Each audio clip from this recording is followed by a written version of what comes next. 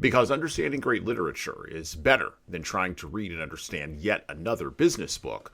On the Leadership Lessons from the Great Books podcast, we commit to reading, dissecting, and analyzing the great books of the Western canon. You know, those books, from Jane Austen to Shakespeare, and everything else in between, that you might have fallen asleep trying to read in high school. We do this for our listeners, the owner, the entrepreneur, the manager, or the civic leader who doesn't have the time to read, dissect, analyze, and leverage insights from literature to execute leadership best practices in the confusing and chaotic postmodern world we all now inhabit. Welcome to the rescuing of Western civilization at the intersection of literature and leadership.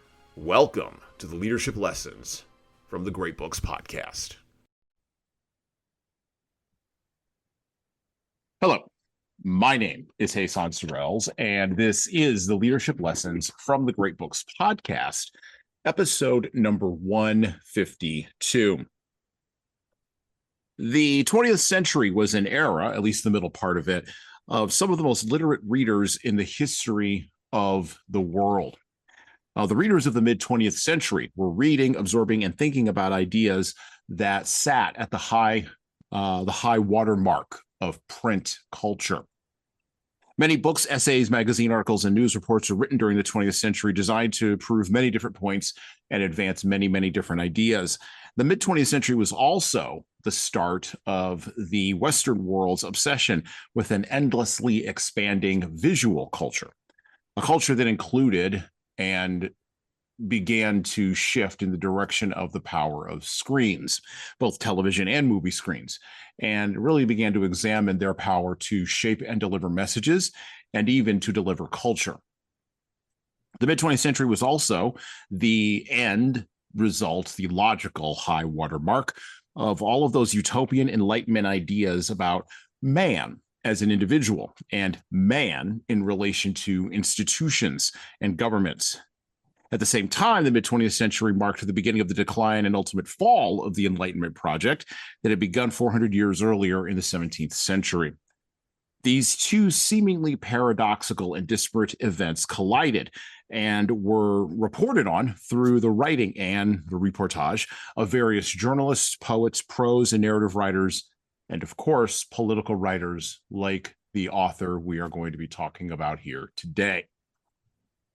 Talented writers and hack writers alike both penned their letters and shaped the culture of the West at this dynamic mid-century mark, while increasingly pessimistic and cynical views of human nature dominated the very zeitgeist, alongside the ever-growing lust for institutional power, institutional control, and institutional dominance.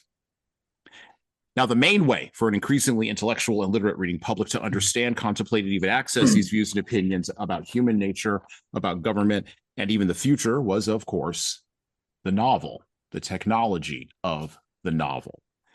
And today, we will work through the dominant themes of one of the seminal dystopian novels of the mid-20th century, a novel whose author's last name has become an adjective for almost every form of totalitarianism under the sun, George Orwell's 1984.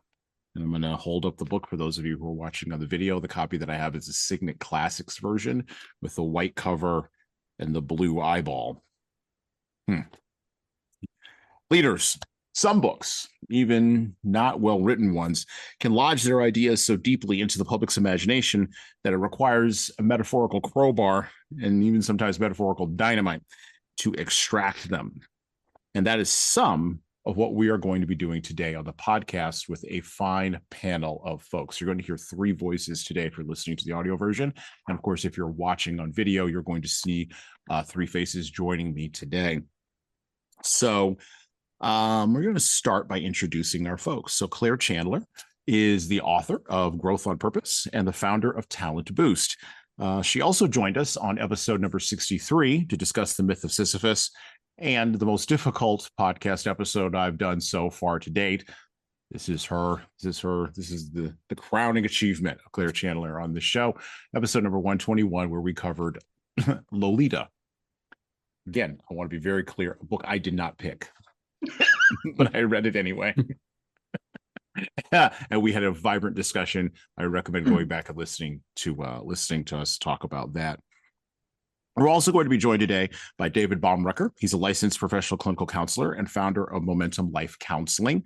He joined us for episode number 6 because he's been supporting the show for quite some time now, where we talked about Milan Kundeра's The Unbearable Lightness of Being, and episode number 15, or Fyodor Dostoevsky's Crime and Punishment, Part 1. David, we have to go back and do Part 2 of that book. And like cycle back around to that. Maybe in this new format, we'll be able to do that. And of course, today we are joined in our conversation by our usual partner in crime on this show, the aforementioned, well, not aforementioned, but the now mentioned Tom Libby, who just came on and talked with us about Tender is the Night by F. Scott Fitzgerald. Hello, everyone. How are we doing today? Hey there. Doing great. Doing good. Fantastic as always. As always. Love and life, Jesan. Love and life. Can't complain about much. I tried. People don't listen, so I stop. I would tell a whole story about something that happened to me this morning, but Tom's very tired of hearing about it. And Claire heard about it before we came on. And David, you and I will have a session, and we'll work through we'll work through the various things. But we'll do it off the air. Jesan's Avian Challenge. We're gonna write into a novel called Jesan's Avian Challenge. Book 1. Book one. It is the second time in my life, Claire, that has happened to me. I don't know what that means. Anyway, David has no idea what we're talking about right now, and neither does anybody else. And so it's just gonna be one of these things that just sort of pops up in the episode. And like, I have no idea what any of that means. I just nod and say, Well done. And then he gets paid like $200 for like a 15-minute hour, and it's fine. It's just, I mean, there you go. Yeah, the bill will be in the mail. Wait, you're getting paid for this? Oh man, The secret is out. You just made it awkward. guys, this is group therapy. Welcome. Welcome to our session today. We're going to be discussing totalitarianism and tyranny. It should be good. It should be good for everybody. Oh my. All right. Well, we are reading, like I said, we're looking at the themes and the larger ideas in George Orwell's 1984. And as I mentioned in my intro, my longer intro episode, which you should go back and listen to before this episode, number 151, where we talked about the literary life of George Orwell, which we're not going to talk too deeply about that today. We did talk about a little bit of the content of the book and some of the challenges that I had reading it. One of the dynamics that I will mention on this episode as well is because this is copyrighted material, we will be referencing pieces in the book rather than reading directly from it. Because George Orwell's estate viciously protects George Orwell's copyright, which I find to be very, very fascinating and also very ironic. Anyway, and which it also aligns with everything else that you know about or that we learned about George Orwell. And I wonder how much he would actually be in favor of that if he were even still alive. He would be. Yeah, I don't think he would be. I think he would probably have a problem with some of the things that his heirs have done in his name, including that the was it the second wife that he married, who was the one who was the most vicious protector of his estate up until her death in the 1970s, Sonia Orwell.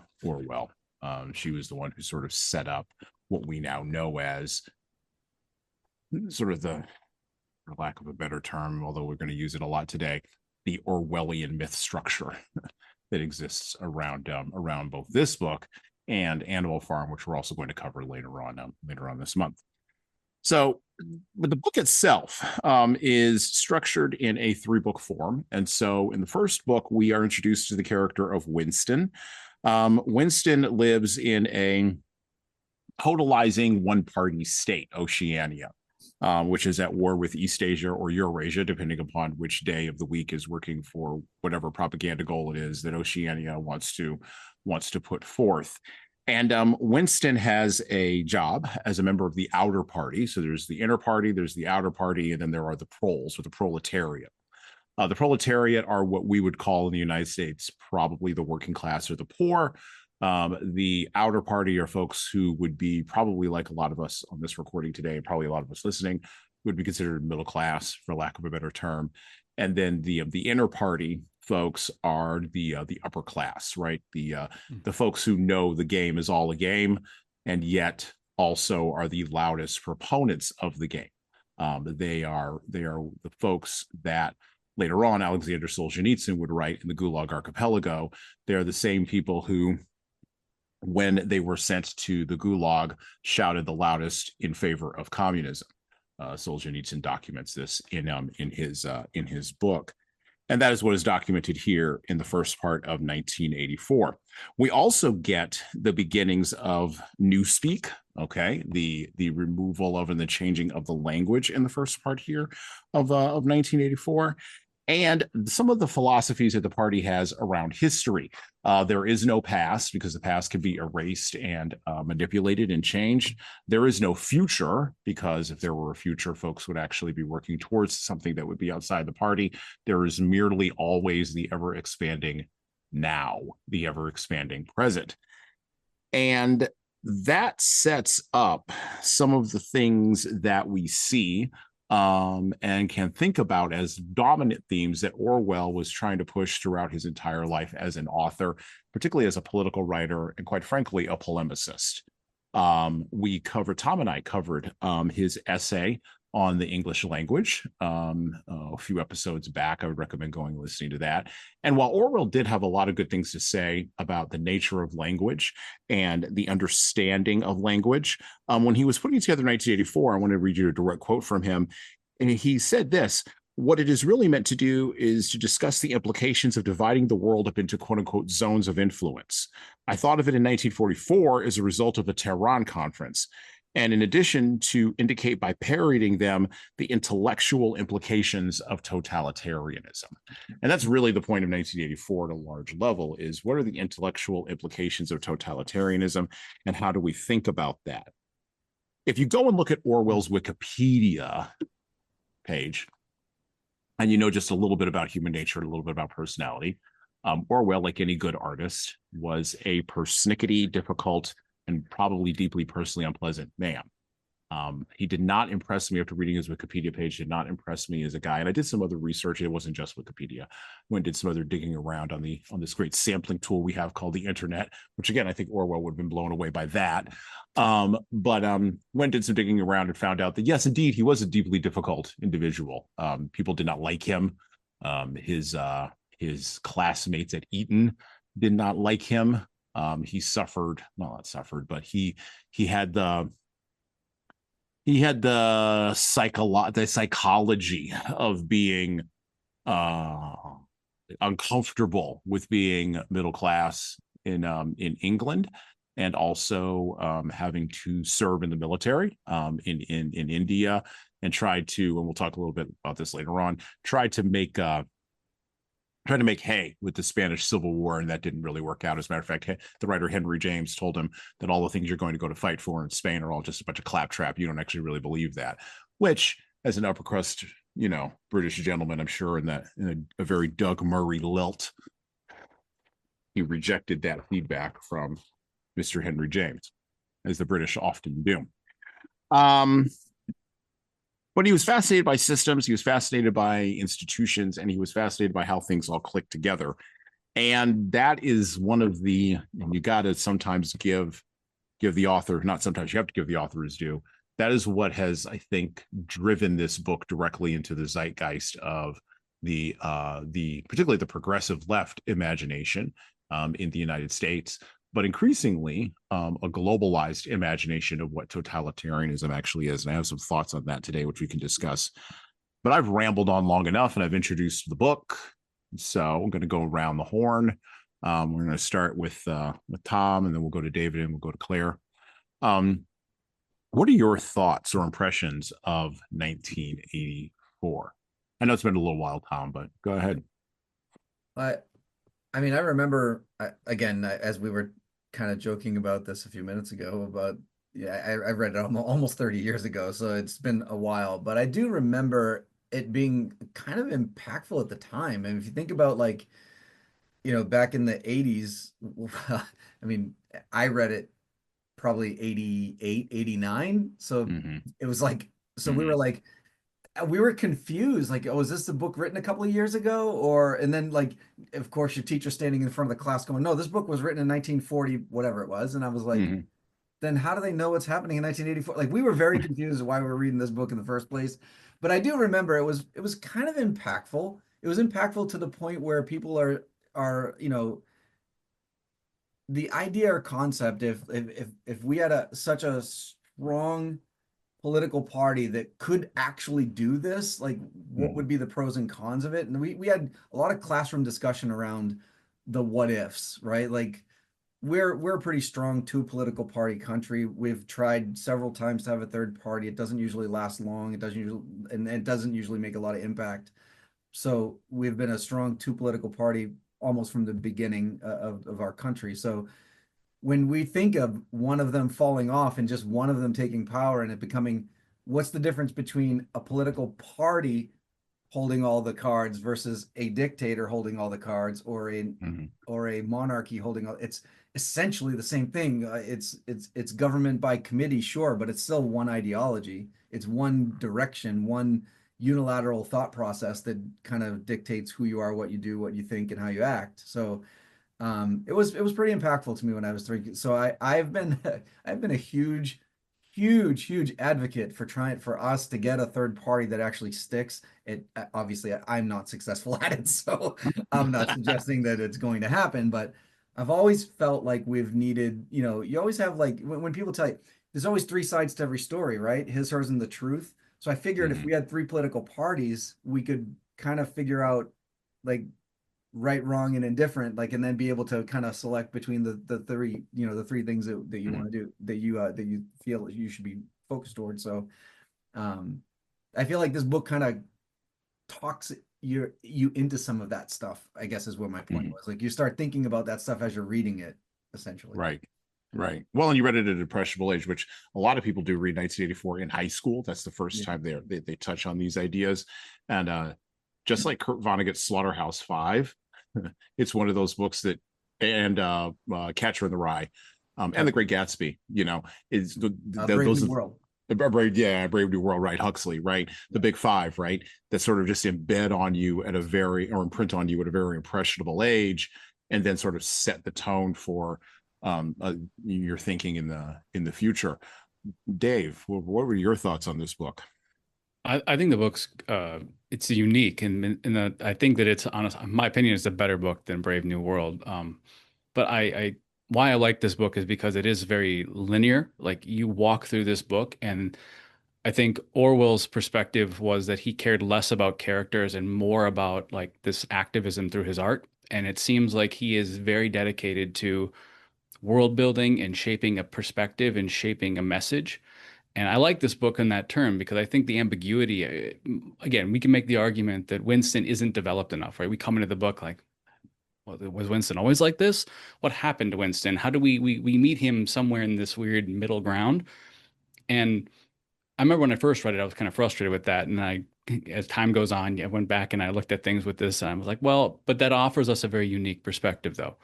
Um, because there is less character development, I think it makes it easier for us as a reader to almost insert ourselves in that.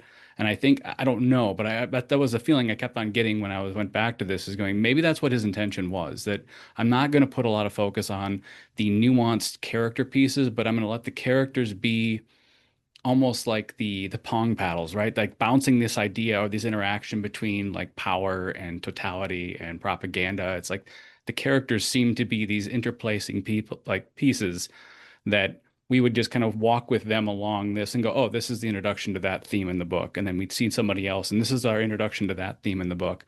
And for that, I really liked it. Going back, Tom, what you said, I think that when I first read it too, it was impactful. I had no idea why it was impactful. Like I just knew that when I was reading something in high school, going, there's something to this. And you have to, obviously, I had to get a little bit older and to spend some time actually reflecting. And I think the last 15, 20 years have been really, really interesting because we think about the word Orwellian, right?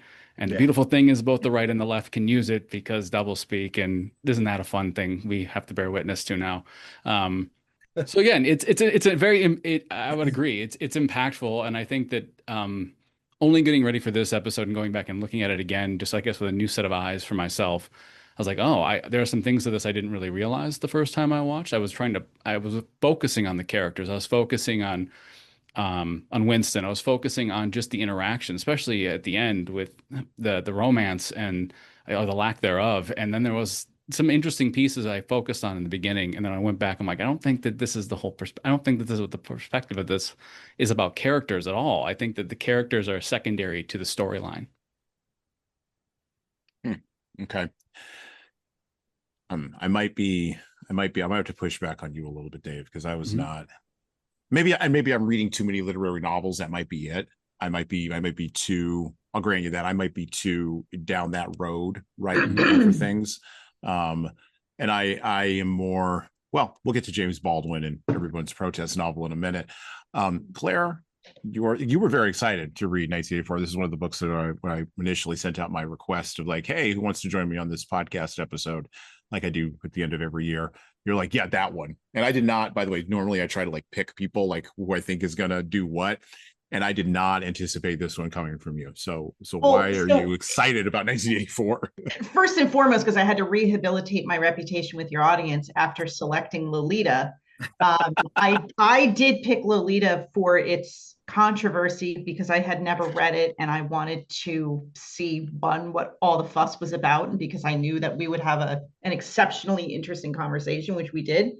So this one was in part to sort of counteract that, but it was also an opportunity to not revisit high school, but to reread something that I first read as an idealistic high school student who was naive, who had not experienced much grit in the world, right?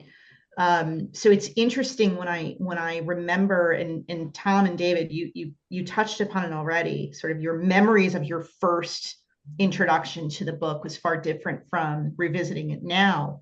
And now, having gone through some grit, some decades of realism, some decades of true polarization, and I know we will get into, is it still dystopian when it's really mirroring kind of current political life? I don't know. I think we might need to come up with a different description of it.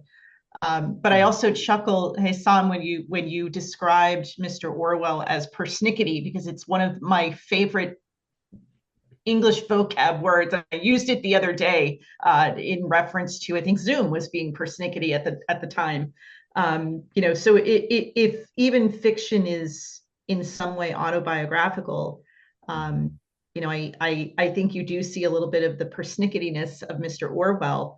And David, it's interesting your observation about the fact that these characters were not terribly well developed, and maybe you didn't notice that the first go around. I didn't really either, and I couldn't put my finger on what was different this time until you said that. And I think it also, for you, it made it easier to insert yourself into the novel. For me, it made it easier to care less about the fate of the characters, because it wasn't really about the characters themselves. It was about the what if, and it was about the a particular character named Winston that we don't care that much about, because to your point, we don't really know his backstory. We don't know how he got to where he is. But at the end, when he made the decision to choose conformity over love, because that was the easier path, do we really care that he never really figured it out? I don't know. I'm kind of undecided about that. So a lot to unpack, certainly, but reading it again as an adult, at least in the guise of an adult versus my idealistic high school years, very different book indeed. The first time I read this book was when I was about 15, 16, maybe. And interestingly enough, I did read it along with Brave New World. And Brave New World, which you'll also cover on the podcast coming up here in a little bit, Brave New World stuck with me more than 1984, even at like the age of like 15.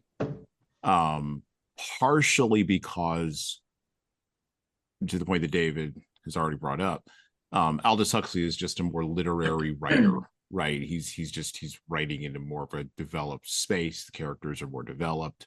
Their motivations are more clear, I guess, at an authorial level. Or maybe not an authorial level, maybe that's what I want to say. They're clearer at a character development level, right? And I was also reading this book during a period of time when I was beginning to explore and really get into movies. So I was being very much influenced by, this is why I brought up screens in the introduction. I was very much being influenced by screens and visual culture. You know, it was a summer. I mean, the summer of the year I turned 16. I watched probably 100 movies in that summer. So I had my first interaction. Well, this was the heady days of the end of the collapse of Blockbuster Video, the heady days of the collapse of Blockbuster Video, when you could walk into Blockbuster and you could walk out with like packs of videos. They were bundling DVDs together because they couldn't figure out how to compete with anything. And they would just give them to you walking out the door. Like you walk out with like $20 worth of movies. It was insane. So, you know, I would go from watching, you know, Shawshank Redemption to, you know, Braveheart to Goodfellas to, you know, Apocalypse Now to, you know, She Wore a Yellow Ribbon. And also at the same time, I'm reading these books. So all these things were kind of merging together in my head, which made for a heady stew. Yeah, Tom. Oh, I was just kind of chuckling inside that watching Apocalypse. I can only imagine a 16-year-old watching Apocalypse Now while reading A Brave New World in 1984. I can only imagine the turmoil inside. That's my grandma told me my grandma, who was a big fan of Oprah. Oprah came on at 4:00 where I lived when I was in high school. She this was the deal. She said you can watch any movies that you want between like noon and 4, but when 4:00 comes, you're done. Oprah's coming on, you're done. Yeah. And like you're done. That's it. Like I don't care if you're in the middle of a movie. I don't care if the guy's screaming. I don't care what's happening. Like you're out. Go outside. Like do something else. And so I knew I had that little spot where I would be able to consume, and I did. It was a big summer. Okay, so I've taken notes while everybody's been talking. Several things that jump out to me. The key word that everybody uses is, and even I've used, is impactful, right? So follow-up question. Actually, before I even do the follow-up question, reading it again, right? In light of me their 30 years have now passed. I got to admit, I was going to save this for later, but what the hell, I'll go with it now. I kind of, this is going to be terrible, but I'm going to be the terrible person. I laughed at the book. I did. I laughed at it. I did. I chuckled. And I thought, oh, you sweet summer child, right? Like the last 30 years that we've lived through, not in the Soviet Russia, which is dead and gone as of the 1980s. Pache Vladimir Putin, the greatest geopolitical disaster of the 20th century, according to him. Not my words, his. But we don't need like the Stasi and like children reporting on their parents. We've got cell phones for that. And everybody has them in their pocket, by the way. We're feeding all of our data into them. We don't need screens that are on all the time that watch us and that we watch. We already have those. They're brought to us by Apple. We don't need them. We have them. We have them. They're brought to us by Apple and by Android, right? They're brought to us by Google. We have the greatest behavioral tracking system ever created in the history of the world. It's called the internet. And so I read these things, and then we just all went through COVID together. And we're all going to have different opinions about what happened with COVID, but we did all go through COVID together. And we can all sort of see with our eyes exactly what happened. Whatever the reasons are or justifications don't matter. Like these are the things that happened, right? And I need an explanation, and I did put this in my book, or in my script. We could talk about this today. I need an explanation. If that's not Orwellian, if those things aren't Orwellian, then I need an explanation for what happened in the last 30 years. I need a better explanation, other than maybe just governmental incompetency or just foolish people who are pursuing power. Now, keep that in the back of your head, because that was sort of the framework that I came to.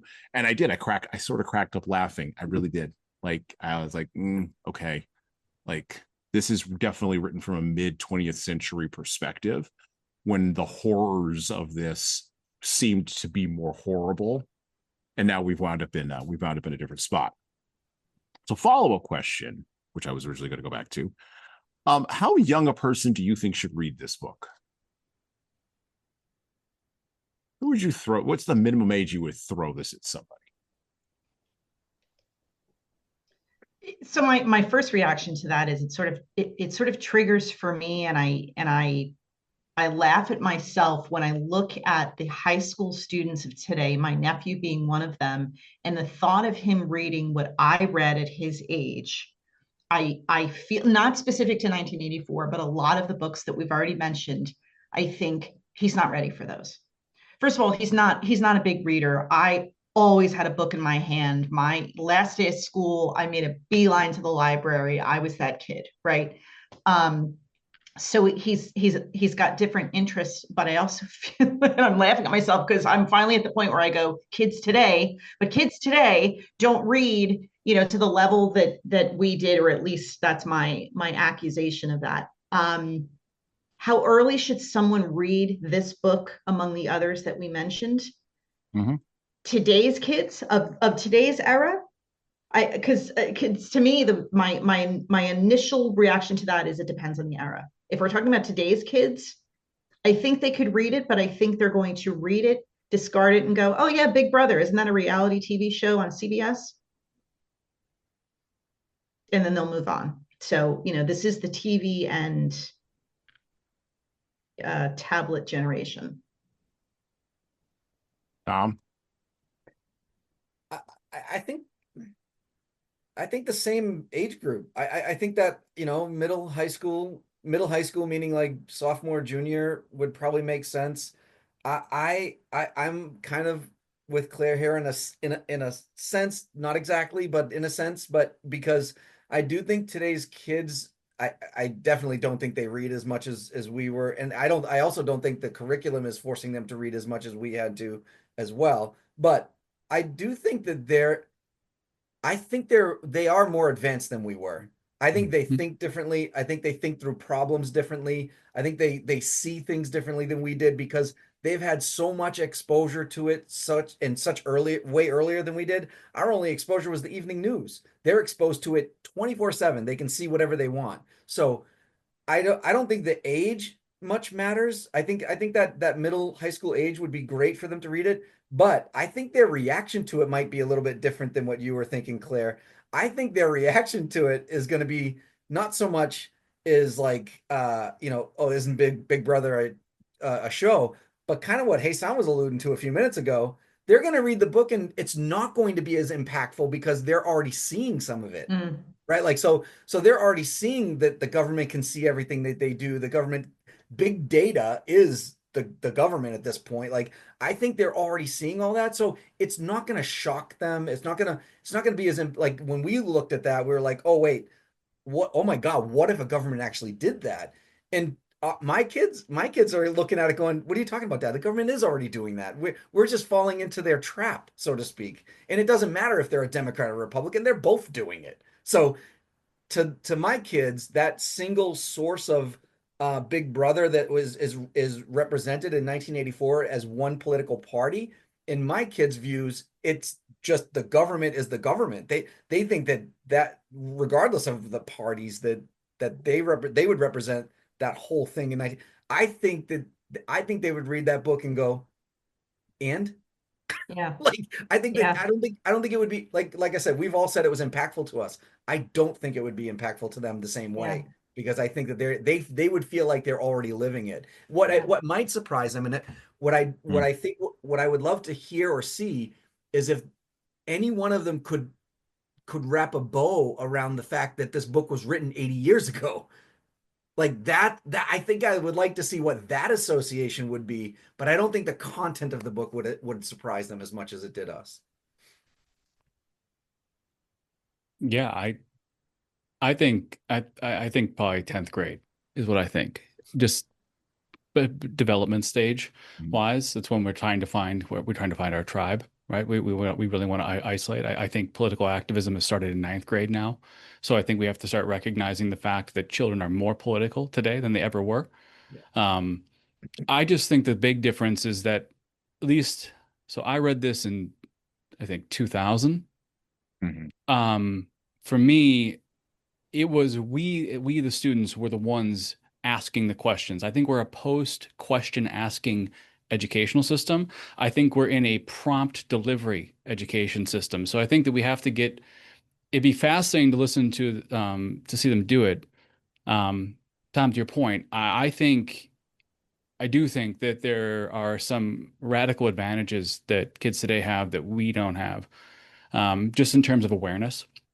I think that they're hyper aware, and maybe that's what all the mental health stuff is about. But I think it'd be interesting because when I have my experience working with people under the age of 23, I'm very prompt driven. I have to present a series of like prompts in sequence, and out of that, just a wonderful array of different ideas come out of it. But they're not self-driving those questions. They're not self-invoking like, I'm thinking about this. Because I would love the prompt again to what I would love to ask them is, if this was the vision 80 years ago, use your minds, guys. What is your vision, right? What is the multiplier effect that you kids can see going 80 years into the future?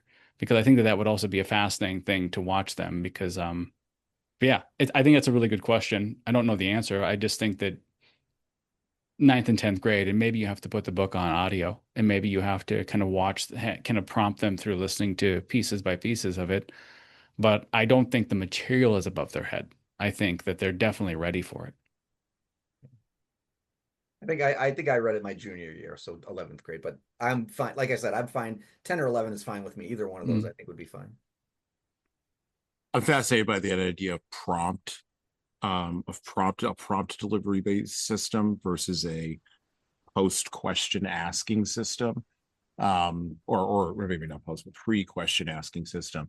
I'm going to get back to that because there's a fundamental difference. I'm doing a lot of work, interestingly enough, in some other work that I'm doing with other clients out of my leadership consultancy. I'm currently doing a lot of work with the 4 major LLMs. So I'm working with Perplexity, I'm working with Copilot, I'm working with Claude, and I'm working with ChatGPT. And the way, David, to your point, the way that you think in relation to those systems is a fundamentally different way of thinking than search-based thinking, which comes out of Google and which is what we're all sort of very familiar with. So it is a different way of thinking. It's interesting that you brought that up. Okay. Let's turn the corner here and talk a little bit about some of my personal problems with this book. And then I'll use this to jump off to other folks with this. So yes, I did kind of chuckle at it. I tried to take the book seriously. I did on its own merits. And I failed miserably at doing that. And the biggest reason I think I failed miserably at it, and by the way, this really began to happen to me when we got more into the book, and as Orwell began to develop more of the ideas that Winston was beginning to articulate, right? So right around the middle of book 1 and going into book 2, Winston begins to, and it's almost as if, weirdly enough, from a literary perspective, it's almost as if Orwell didn't have enough for 2 more sections in this book. And so he had to come up with the woman foil because, anyway, he had to come up with the woman foil. And so he creates the character Julia. And she is about as one-dimensional a character as I've ever seen in literature. And there is one line in here when she first, sort of engages with him. And Winston is growing and is thinking, and is moving, but he thinks about her in a particular way. And one of the things, a couple of things he says, number one, that her sexuality and here we go. With Julia, everything came back to her own sexuality. The sex impulse was dangerous to the party. And because the sex impulse was dangerous to the party, every act of sexual engagement that they had in the book was an act of protest and an act of rejection of the party. Which, by the way, I will say this as a person who's been married a long, long time. I've never, even when I was single, I never met a person and then immediately boom, just went to think. I don't know how it works now. Apparently, I hear that happens a lot now. It did not happen for me that way. There was some sort of seduction there. And I presumed that even more in the 1940s, there would be some form of seduction. But then I went back and read and looked a little bit at Orwell, and I think Orwell struggled with women. So there you go.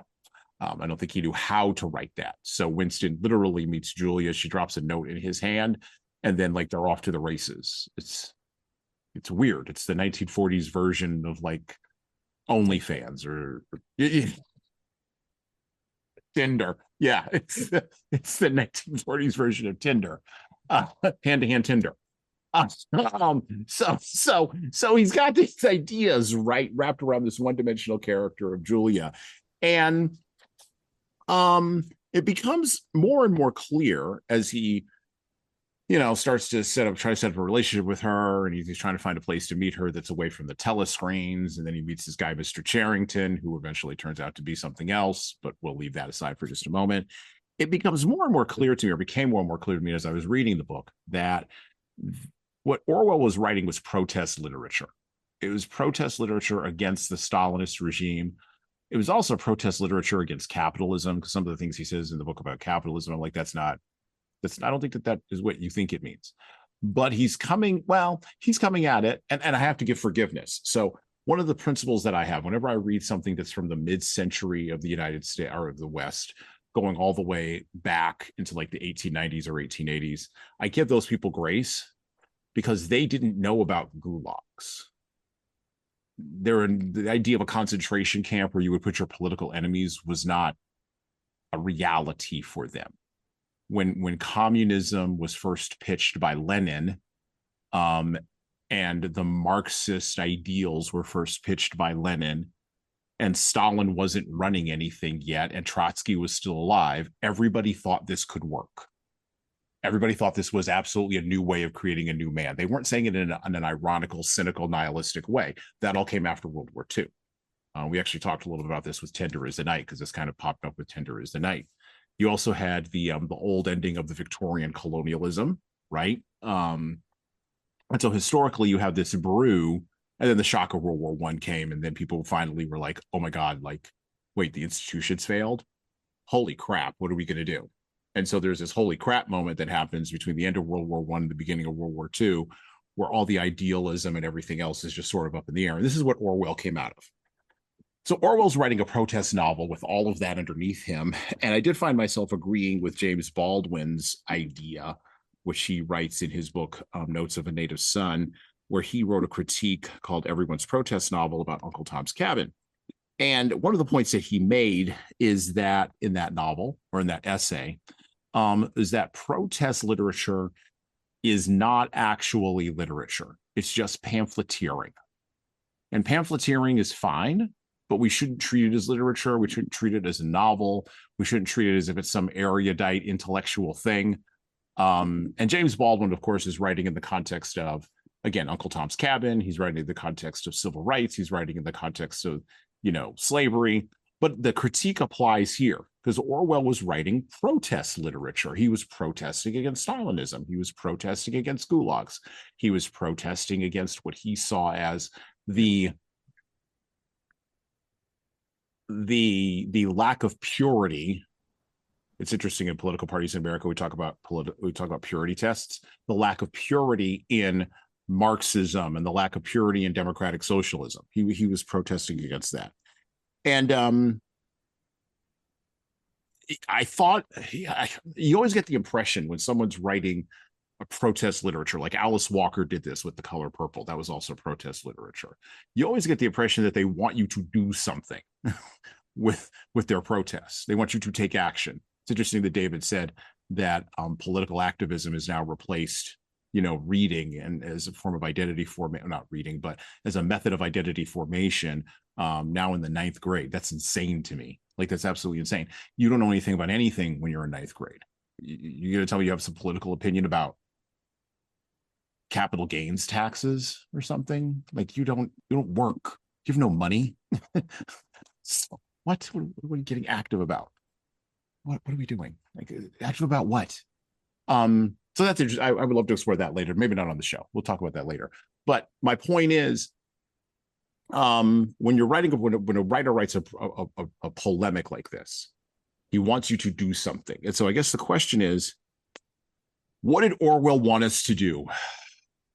totally different question to what I wrote down, but we're going in a totally different direction, which is fine. So I'm going to start with David, and then we'll move to Claire and then Tom. David, what does Orwell want us to do with what I think is his protest literature? And you can disagree with that framing. That's fine. But what does he want us to do? What action does he want us to take? Because I can't tell. Great question. My takeaway from all this is I think that Orwell wants us to choose living naturally, meaning that I think that Julia is not a person, but she's the personification of the wild, untamed nature. That's why he can be a grotesque man and she still falls for him, because it's more of an encounter with this representation. And at the end, when he betrays her, he betrays what? He betrays his own nature. He betrays his own humanity. I take away from this book that Orwell is asking us to choose us, to always to find maybe a higher order, meaning that there's no reference to a spiritual north in this book anywhere. And I think that there's an undertone that if we had a higher order or a guiding principle within us, we wouldn't sabotage ourselves. We wouldn't for lack of better, we wouldn't just undercut ourselves in these pieces, because it feels like all of these encounters, and I think the whole idea of doublespeak is that because we are not standing for us, we are not making a declaration that we need to stand for something or we stand for nothing. It felt like this whole entire book was just this projection of this lost soul in society, but you don't have allegiance with anything, right? So he is attracted to the women he finds on the screen, even though he's disgusted by her. It's like, it's because you're rejecting your own nature. At least that was my takeaway, that every single person in the book is more of a placeholder of some form of a deeper thing that we need to connect with within ourselves, whether it's friendship, companionship, whether it's sex, whether it's love, whether it's just loyalty. It seems like all these people are parts of it. And I think that that's why when he's going back and he's changing words, he's like the newspeak, right? He's having this crazy introspective moment where he's like, what am I doing?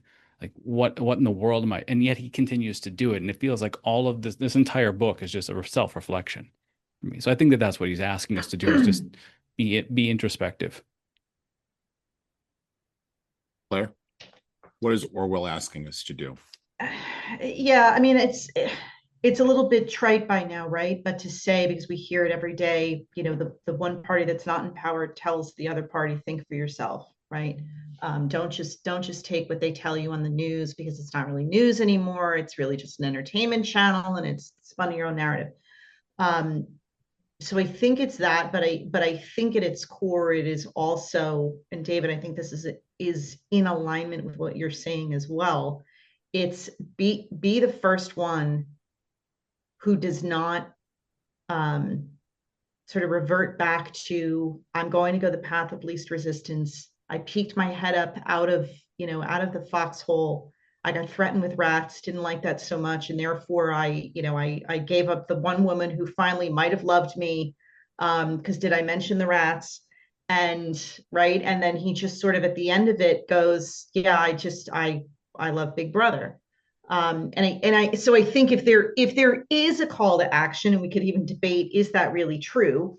But if there is a call to action, I think it is something around that. It's to say there has to be a first person character, what have you, that goes into the breach, who doesn't say, well, I tried a little bit, it got uncomfortable. Yeah, so much about love, but do you know the divorce rate? That wasn't going to work out anyway with Julia. And so, right. So I think if there is a call to action, it's that be the first one, because there has to be a first one who is going to rise above. And you could probably make the same argument about The Color Purple, about a lot of the other protest type narratives that they're saying we can't. There always has to be one who breaks the barrier.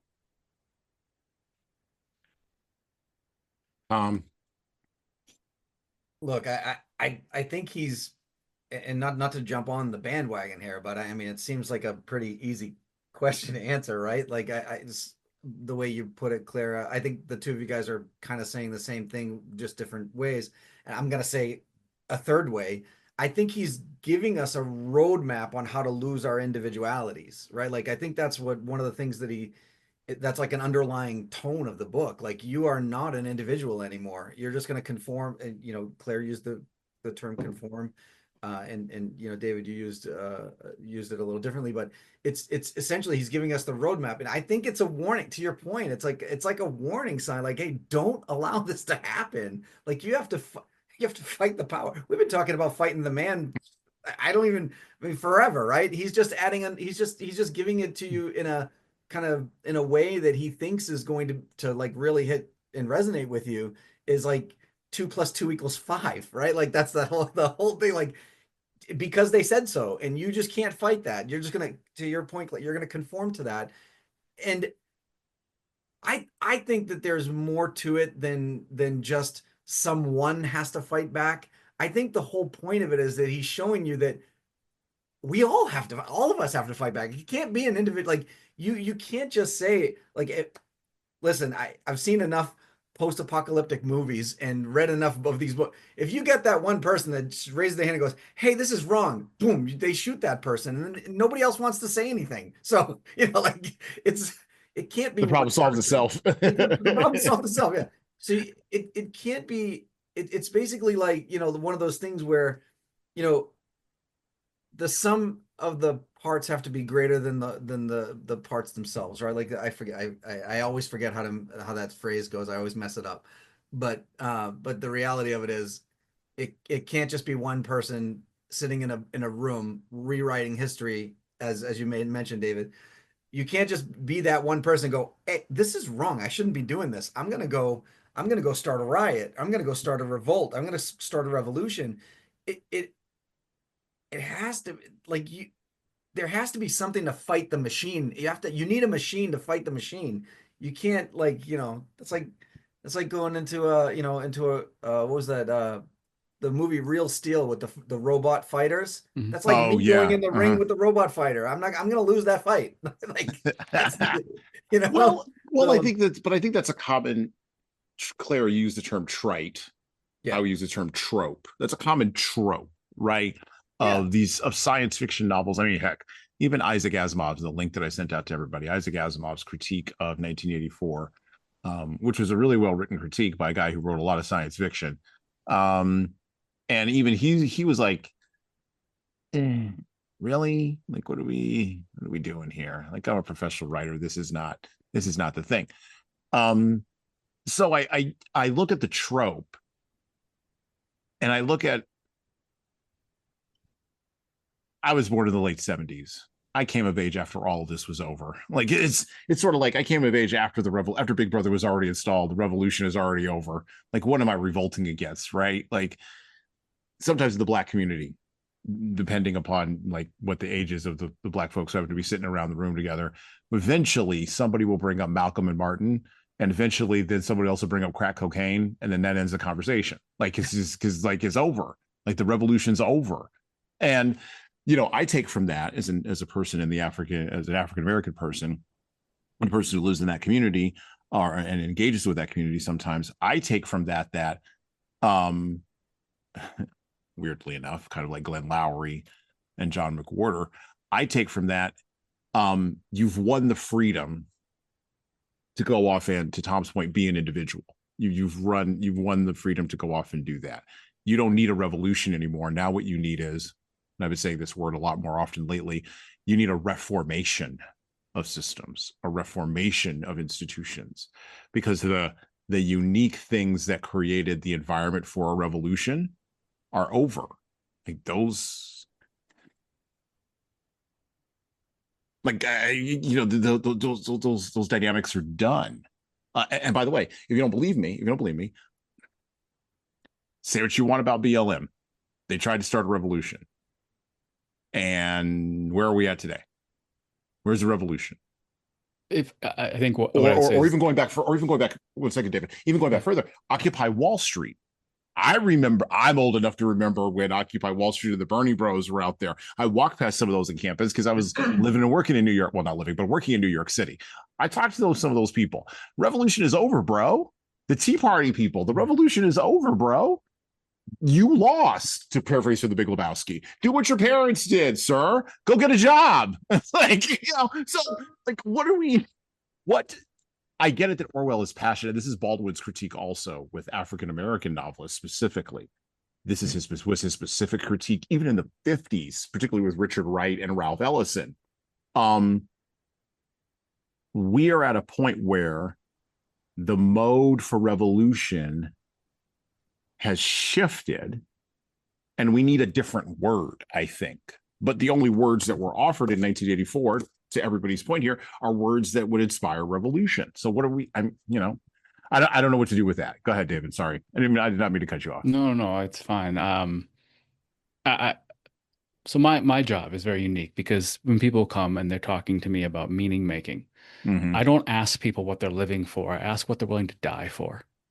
And I think that that's a fundamental piece that is missing. And I think that that's almost like the comparison between 1984 and like the Matrix idea is that Neo was willing to die for something. He's no longer standing, I want to live for this.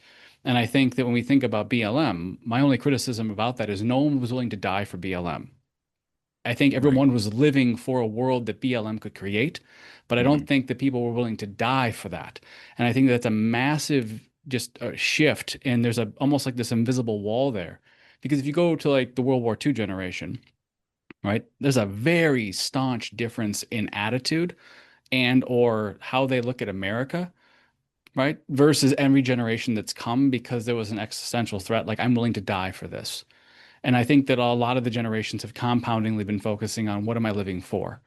It seems nuanced, but I think it's everything. And I think when we think about meaning making and we think about the book, and I think that maybe that's, I was clear when you were talking, it kind of struck me like maybe that's an underlying message here is that was Winston even willing to die for change? Or was he just trying to find a reason to live? Right? Because finding a reason to live is different than something finding like I'm willing to die for this cause. And so I don't know. Just an idea that was coming to my head when you were talking, because I mean, no one gets to the answers in psychotherapy going, what are you living for? Nobody answers the question. But if I ask people, what are you willing to die for? Amazingly, 3 or 4 themes come out of everybody. And all of a sudden you start having a very different conversation. Well, and you, so I love that, and I don't think that's a small distinction. I think it's huge. I think one of the so first of all, the short answer to your question, no, I don't think Winston was willing to die because again, did we mention the rats, right? So he was willing to forego the idea of maybe some torture light for to in the balance of true love. I think what makes for me 1984 deeply unsatisfying is there's no triumph at the end. Winston, the hero didn't win.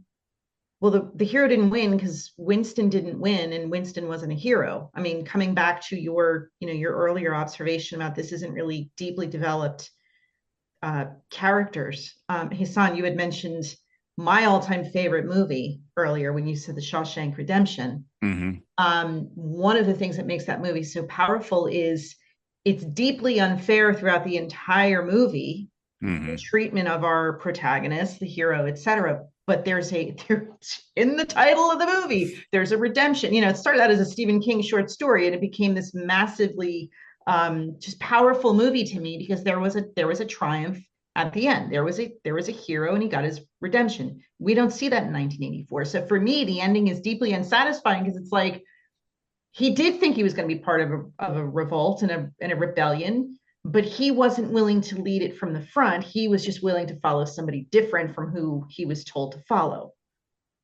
And at the end, it didn't matter, and he just went back to conforming more completely.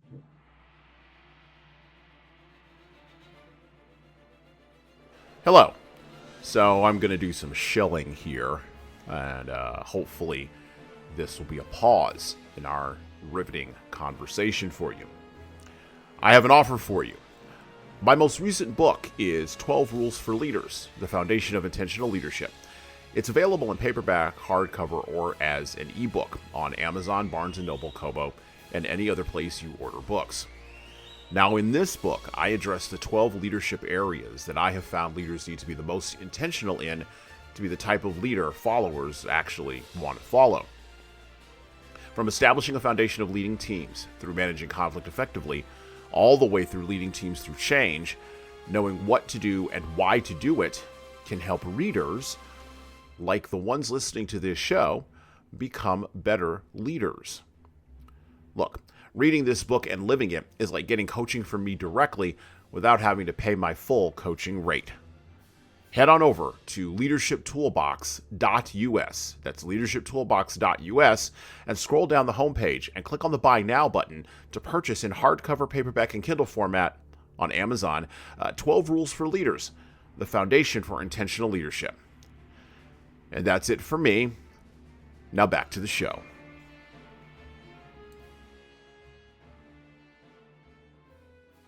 Tom, you had a thought when David was talking. I saw it across your face. Well, it's hard. It's right. I think to say that, movements that die because that people aren't willing to die for them. I think that I'm not sure how I feel about that, because specifically about the BLM movement, which is really where I kind of hit me. I was like, people did die for that. They just died prior to the movement starting, but they were the catalyst, right? Like, so people were dying for BLM before they knew it was BLM, right? Like, so there have been people to stand on the side of principle for the Black community and die over it. We just didn't label it as BLM until somebody put a label on it after the fact. Now, I do agree, once you started the BLM movement, it kind of died off for probably that reason. I'm not going to argue that. But to say nobody died for BLM is probably a slight miscalculation of words. Back to the book part of it, though.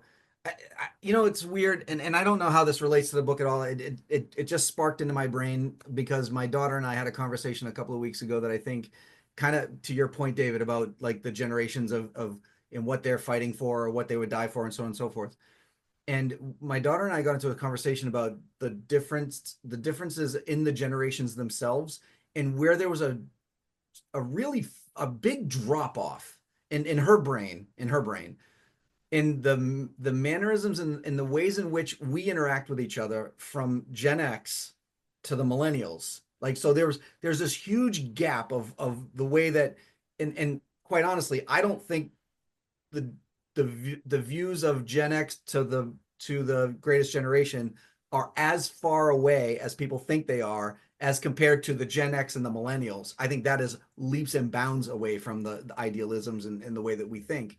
And then the millennials to the Gen Zs are even more. I think it's like compounding the problem, right? Like, we're compounding. And when we were talking about this, I had said, yeah, because there's nothing that has happened in the generations' lives that have mattered. If you think about it, every generation before them had some impactful event that happened to them. World War II, Vietnam, et cetera, et cetera. Ours was 9/11. When 9/11 hit, there was a dramatic change in what you would die for in this country. People were becoming, they went back to patriotism. They wanted to go join the military and die for the country because they just couldn't fathom what just happened on US soil.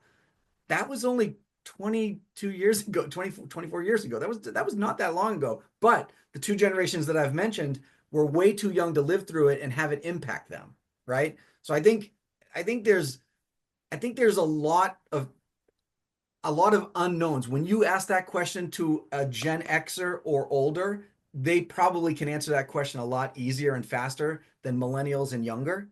So spinning this back to the book, at least a little bit, I think, is I think that's part of the problem, right? That people, when they read this book, and I think you're right, David, where there's nothing in this book that says that I would die to protect that or die to eradicate that. There's no either way. There's nothing clear that says this is so bad somebody should do something about it, or it's so positive that we should all fight for it. There's no impactful thing that happens in 1984 that clearly defines who the protagonist really is. Because to your point, Claire, I think it's dead on. You can't get behind Winston as a protagonist. He's just not that, right? Like, he's not a hero. But I think that's the underlying problem with the book, and that critique that you were talking about, Jesan, was like, that's what it is. There's no impact. There's no singular impactful event that makes you think yay or nay on whether this book is right or wrong, or there's no moral compass. Although us reading it, we have moral compasses. So when we read the book, we feel a certain way, and we read it and know that we wish or don't, like we want it to go this way or that way. And the fact is, it just doesn't. It just kind of ends, right? Like it does. Yeah, it just sort of stops, right? Yeah. Like just sort of in the But anyway. Right. Anyway, it sort of right. It sort of stops like in the middle of a sentence, or like it's very clear. It's very French. It's a very French book. Wait, didn't we Go use on. that same phrase for tenders? We did use it, actually. We did.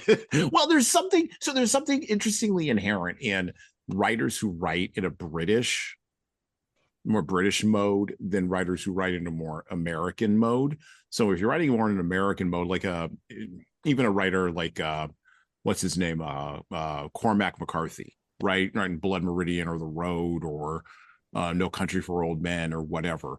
Like even the most sort of, for lack of a better term, and I like Clint Eastwood too as a director. I put Clint Eastwood and Cormac McCarthy in the same box in my head because they're just sad old bastards. Like I watched Gran Torino a few weeks ago. They just write sad old bastard books, and they do sad old bastard movies. Like they're just sad at the end. And but there's a redemption arc that's built into that because they're still Americans fundamentally, right? But people writing in a British mode, even if they're Americans, they adopt that British mode, please. The British are very much influenced by the French, and they don't want to admit it. But the French are okay with an open ending sort of, did we go over here and have some wine and baguettes? And then we're done, or we're all going to be nihilists, but we're going to have good food at the end. Not in Britain, not. If you're eating that, it's terrible food over there. The British, well, the British aren't on board with the food thing, but they are on board with the sort of, for lack of a better term, cynicism and disillusionment, and just sort of saying that this is just the thing that as it is. There is no happy ending here, and I don't know if that's the knock-on effect from the end of colonialism, and from the decline of the Victorian Empire, or if that's comes specifically out of the British experiences that happened during World War I, which are still impacting the continent and still impacting us globally today. Something that everybody has talked about here, this is my next point, and then we'll move on, but something that everybody's talked about here, and I think we have to touch on this, and David kind of kicked it off, but Claire, you also picked it up, and then Tom, you didn't mention it at all, probably because we don't actually usually talk about this on the show, so it's not something that we've sort of touched on earlier. But the main critique that I probably had against Orwell, even before, or not Orwell, but against 1984, even before reading it, and then reading it, it sort of jumped out to me, even before the Baldwin critique, was the lack of a transcendent belief system. So we know in communist Russia, we know this for a fact, Stalinist Russia, that Orwell was actively writing against. Orthodox Christianity was strong. We know this. We have clear historical evidence for this. People prayed, people did vigils, people prayed in the gulags. Again, Solzhenitsyn brings this up. He even mentions that there were people in the gulag who came in atheists and walked out Orthodox Christians. And there were people who came in Orthodox Christians and walked out atheists. That is the transcendent piece. I don't know how Orwell missed that, but that's the transcendent piece in here. And when you talk about what are you willing to die for? In our own time, everybody who follows Islam in a radical fashion knows exactly the answer to that question. They know it. And by the way, their main critique against the West, let me restate radical Islam's main critique against the West. You're not willing to die for anything. We beat you. We eat your culture. Convert or die. And I'm simplifying, but that's the message. That's the message. That's the message they've been screaming at us for 50 years. They know what they're willing to die for. They're willing to die for a transcendent idea. I would assert that politicians don't understand this, particularly Western politicians don't understand this, and thus they say that the language, that comes from a state of transcendence or from an understanding of the transcendence, is just naive people, and just if we give them enough factories and like Netflix, they'll turn into Westerners. And I don't think that's the truth. I think that's fundamentally missing something about transcendence. And I can speak to this a little bit as a Christian who tries to live out and walk out Christian principles and believes that there is a soul and there is a God, and I will have to answer to him when I show up there, and there is someplace I am going that has nothing to do with evolution or biology. Okay. When you speak out of that language, you write out of that language, your narrative becomes different. Orwell didn't have any of that. Orwell believed that religion was the opiate of the masses. He really did believe in that whole Marxist thing. He never wrote anything about religion. I don't think he fundamentally understood it. It's missing from 1984. So the question here is, if Winston had had a religion, would Winston have been more of a hero? Would the protagonist actually have been a hero? Tom, I'm going to start with you, and I'm going to go all the way around. Tom, David, and then Claire, you'll have the final word on this. I don't know. I don't know if I would. I'm not sure I would classify it the way that you just classified it. So Well, okay. Sure. How would you classify it then? Well, I'm just saying, like, I don't know if I don't. I mean, I understand like what you're saying. Sure. You know, radical Islam. I get all that, and then Yeah, whether it's Christian values or any other, you know, religious belief system. I'm not sure. How do I word this? I mean, maybe if you want to say if you're trying to lean toward a yes or a no, I would probably have to say yes, just because it would give we were talking about a few minutes ago. It would at least give him that moral compass, right? Like, again, because to David's point, when he mentioned like there's no North Star here, there's no, you know, religious or moral compass, North Star, there's nothing for him. So, and again, even if going with the I was gonna say the Brotherhood, because I was just thinking of a different book, by the way. Oh, yeah. If I was if he was going with you know, with the, you know, Big Brother Party. Yeah. At least he would still be considered a hero because he went with his moral compass, right? Like, even if that, for him, if that was the right way to go. But like I said before, there was no, and to him, there was no right or wrong in making that decision. It didn't feel to me like he had to make a right or wrong decision. And if he did have some sort of religious instinct or religious teaching or background, then you could lean on that moral compass for whichever way he selected and call him the hero. To your point, you know, on your statement, like, we can't call him a hero at this point, but maybe you can if he's standing on something of some sort of principle. But so if I had to say yes or no, then yes. I mean, I think it would be, you'd have no choice but to call him, you know, but to say he was the hero. He was the hero. Okay. I think it really depends. Does Winston honor his Tough belief? question. Right? Yeah. Does he honor it, or is he a fair weather believer in whatever he believes in? Right? I mean, so if we take the premise that Winston believes in something, whether it's religious, whether it's secular, but he believes in something, and that something pushes him to, again, be that singularity, be that person, like you were saying, the one person says, no, I don't care. I have integrity with my belief, and if I'm the only one in the room, and then fine, I'm going to be that only person in the room. I think if there was a splash of that, I think the book would read entirely differently, and I think that would have a very, very different feel to it. I don't necessarily need a book to have a happy ending or have this kind of wonderful resolution at the end of it. I think there's a lot of stories in history that don't, but I think what those tragic stories lead to, if there's this presence of, I was standing for this, I was fighting for this, I was holding some kind of moral ground for myself or others, I think the tragedy in that person's story becomes like the fuel that fires, that kind of burns someone else's fire. Right? It becomes like, we learned that person died doing this or fighting for this, and then we hear that, and that becomes this very powerful thing for the next people, right? They come, next generation, next whoever hears the story. I mean, think about like the whole idea of, like, you know, Leonidas, the Spartans, the whole idea behind that, just as one eye, just off the top, like, he died. At the same time, the way he died made all the difference, right? And so I think that to answer your question, I think it depends on, does he stay true to this, and is he willing to kind of dig his heels in to go, this is who I am, good, better, and different, versus him going, this is what I believe, and it's not convenient, so I'm not going to do it. Claire? Yeah, my thought on that, I think, Tom, you already said it, I think, very well in terms of, the lack of and you were echoing David's comment about the North Star. If we get hung up on if he were a religious person, would this have been a different spin?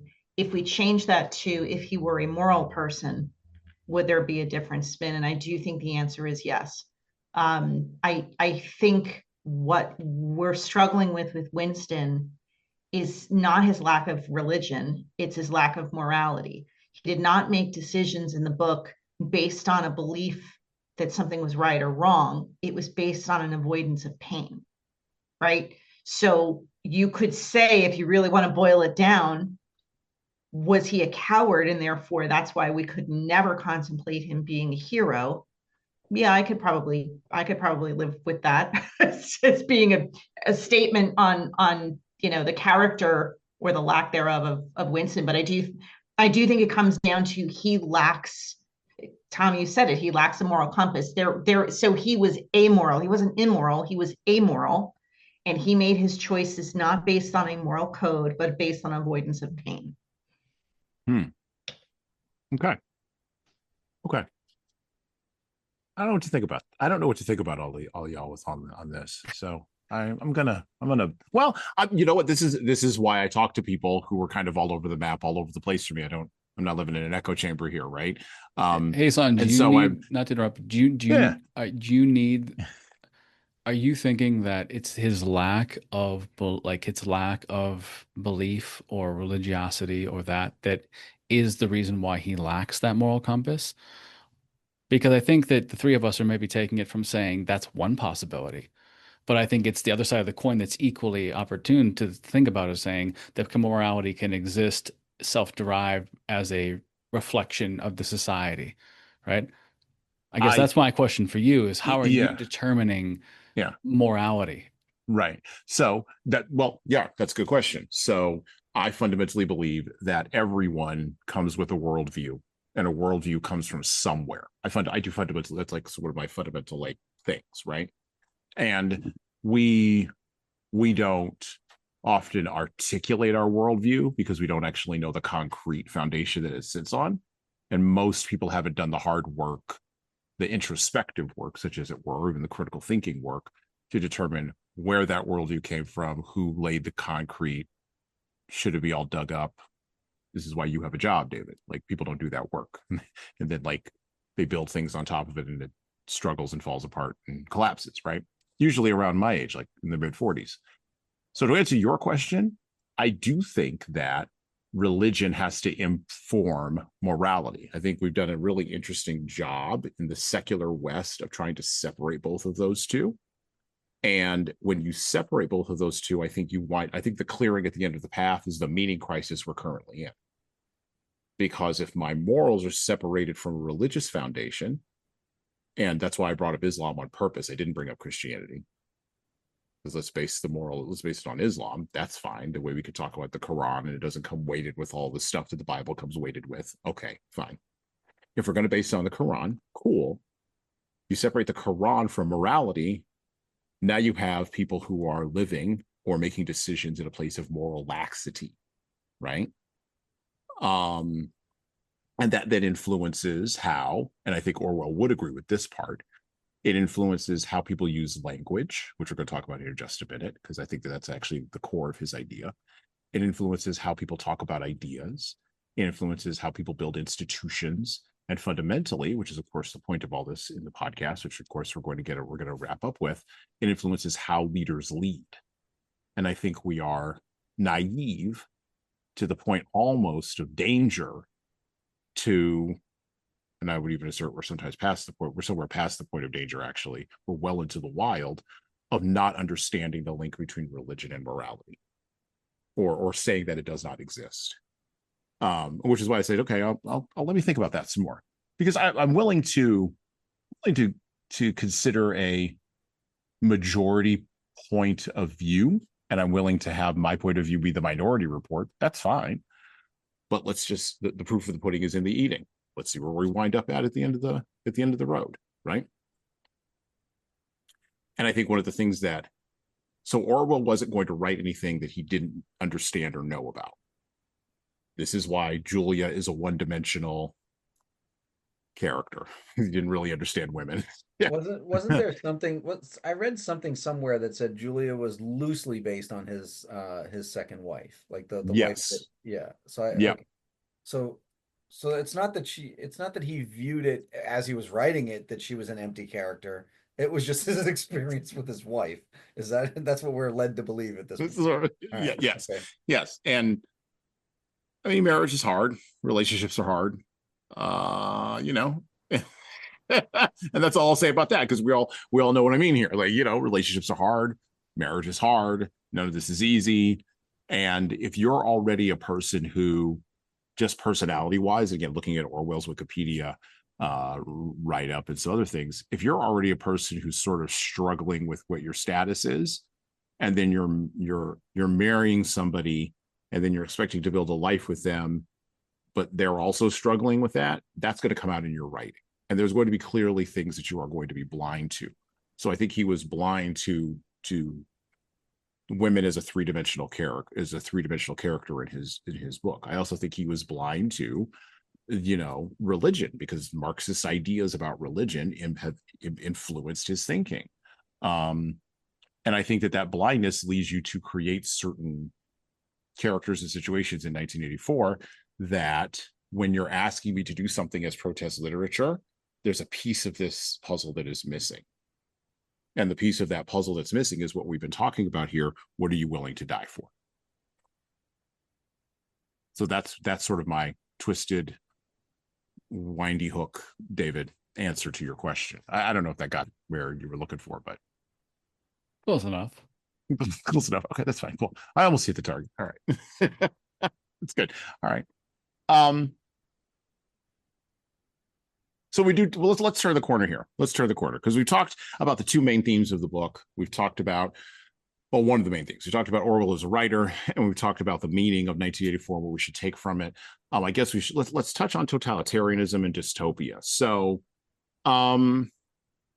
Orwell says, and this is from Politics in the English Language. I do actually love this quote from him. I think this is dead on from him. He says, "Our civilization is decadent, and our language," so the argument runs, "must inevitably share in the general collapse." The same thing is happening to the English language. He says later on in the same essay, "It becomes ugly and inaccurate because our thoughts are foolish, but the slovenliness of our language makes it easier for us to have foolish thoughts." Sort of a chicken and an egg idea. By the way, later on, in 40 years later, the critic Harold Bloom would bring up this critique as well, when he would talk about, interestingly enough, the 1980s, when some of us on this call were in high school or in middle school, would talk about how the American mind was shifting, and there was a lack of critical thinking that was going on, right? So Orwell was consumed. This was his big bugaboo, and I'll grant him this. His big bugaboo was the English language. What are we doing with the English language? Is the English language tight? Is the English language actually expressing our thoughts in a clear, and I've taken to talking about this way, serious manner? 1984 didn't become a dystopic novel until after Orwell's death. And it kind of irks me, because I think of it in terms of, just like he does with the English language and the foolish thoughts, I think of it in terms of chicken and egg. Which came first, 1984 or totalitarianism? Did one inform the other? Did we already have these tendencies in our government and in our institutions, and 1984 just laid them out for us where we could all see them? Or, now let me go all conspiracy minded here, did the Council on Foreign Relations and the Trilateral Commission utilize George Orwell in order to get these ideas out there to soften up the public so they could do them all later, because they operate on a 500-year-long timeline versus the rest of us who barely operate on a 10-minute timeline, right? And they relied on all of us to forget. Was George Orwell a CIA plant? These are the things in my conspiratorial mind that begin to work with 1984, right? I do think we live in times where the dystopic elements of 1984 are evidence around us. This is, I would agree with the younger generations here. We do already have things watching us. So I mentioned this before. We do already have social control. We do already have bad food and speech codes. The only thing we are missing is like the one world uniform. That's the only thing we're missing, like where we all get to wear the jumpers like together because we're all on one team. I remember a comedian years ago made a joke about how like if the aliens ever come down, we all don't have a uniform. Like we need the Earth uniform that says we're from Earth. Like this is the jumper, you know, because apparently in the future, everybody dresses in just one uniform. So you just eliminate the problem of clothes, like just right there. We do have digital gulags. We do have cancel codes. We do have cancel culture. We do have social norming of speech. Now we can argue that technology has just, and this is an argument I'm willing to listen to, technology has just taken our tendencies that we already had to their logical conclusions. But I think that I saw something today, like 87% of Facebook's revenue comes from advertising on the platform. And they're just going to use AI to make that advertising better. Better for who? I'm not quite sure. Won't be better for the human beings who are being advertised to, but it'll be better for somebody. Whoever's paying Somebody in, the bill. It's going to be whoever writes the check. It's going to be better for them. it's going to be better for the shareholders of Facebook. That's who it's going to be. So everybody go and buy. Ultimately, yes. Go and buy shareholder. Go and buy stock in Facebook if you can. I believe it today. It's at $673.94 a share. I believe is what it is at now. I think we got the dystopia we dreamed about in our fever dreams in the mid 20th century. We got it. Except the only thing we're missing is replicants in bad uniforms. That's the only thing we're missing. Like we got our Blade Runner future, right? And we also have slovenly language. Some of the things I've seen, and this is going to be Claire, you're going to love this. This is going to be my old man get off my porch yelling, you know, about the language. But like the things I see in texting and the things I see people talking about online, like, is that even English? Like, what are we talking about here? Like, I don't know what a skibbity toilet is. I have no idea and I don't want to know. Don't anybody tell me. I don't care. It doesn't matter. I'm too old to care. And Tom's laughing because he probably knows what it is better than I do, and I don't care. I'm just laughing because I like we have rules in my house. All of my kids are adults, and we have rules in my house. Like if you're not going to use the real word, don't say it. Like if you say that's sus to me, I'm just gonna smack you, and you're gonna leave the room. Suspect. That's very suspect, Dad. Like use the word. Like so to your point. Although my nephews yesterday used a word that I think is so spot on for this generation. They call themselves screenagers because all they do is walk around on their phones looking at their screens. I think creating new words like that is fine. Yeah. I have no problem with that. That's more like a pop culture thing. I'm okay with that. I'm less okay with the shorthand butchering the actual word. Like, you know, again, I'm going to be the man of principle on this conversation. I'm going to say no to all of it. I'm going to be the man of principle. This is the line. There has to be a line. That's it. He's got the red line. You got to draw the line. I'm going to be Picard in Star Trek. Nice. Every time we draw a line, we fall back. And then we draw another line, and then we fall back. No. It ends here. This thing is stopping right now. And yes, I have raised 3 teenagers. I'm soon to be raising a 4th. I know exactly what I'm talking about. I've been in the war for a while. So I know all about lines. I'm all done with the war. Mine are all gone. your war's done. You're I got one on you, by the way. So yeah, you do. I had 5. You got 5. Tom's revolution is over also. Yeah. He's well into his Reformation years now. He's ready to be for the Renaissance. I guess the question is, if we take my premise that we're well into the dystopia just with like better lighting and better food, and maybe you don't have to take my premise. Maybe you can tell me that my premise is nonsense, which is fine. How do we create? Well, say what you want about Donald Trump. He's been running around saying that we're about to live in a golden age, or that we're moving towards a golden age. Which is his sort of the Trump version of Ronald Reagan's Morning in America kind of thing.